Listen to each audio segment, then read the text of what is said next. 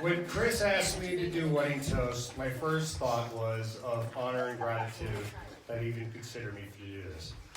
My second thought was, why did he wait 6 days before the wedding to ask me to do a speech? So I didn't have enough time to memorize what I wrote, but here it goes. Chris and I met in the 90s. At a young age, I recognized his enthusiasm and passion for life. The one story that comes to mind was when Chris was 13 and I brought him to his first concert. We went to see Relient K and MXPX at a sold-out Fillmore Arena show, which holds about 20,000 people. Oh, it's awesome. For those of you who don't know, Relient K and MXPX are both fairly aggressive punk rock bands. At one point, the lead singer called for the audience to start crowd surfing. Without hesitation, I picked Chris up and heaved him towards the front of the stage.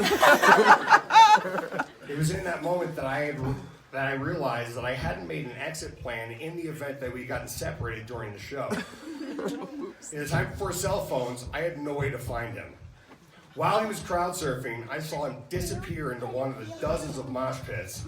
It was then that I remembered my mother's words of, "Don't you dare lose him at this concert." I didn't see him again for 45 minutes. When I found him, his shirt was ripped, he had lost a sandal, and he was bleeding from his lip. The first words out of his mouth was, "Dude, that was awesome, let's do it again." Chris and I were roommates for about a year or so. We had a blast. From the time we had to chase that squirrel out of the house, to the time we had to chase that dude on drugs nicknamed Squirrel out of our house.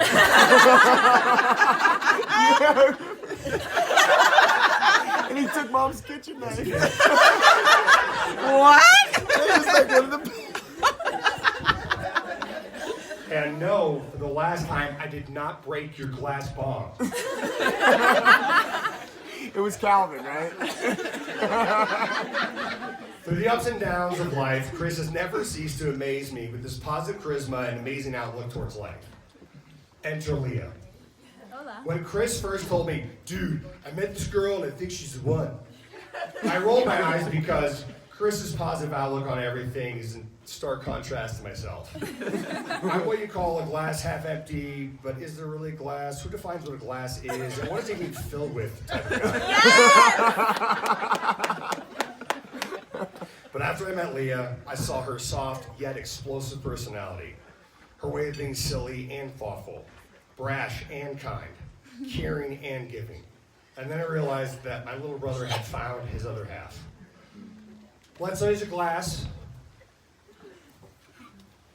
Let's raise a glass to Chris and Leah. May you two be the standard bearers for all who seek happiness.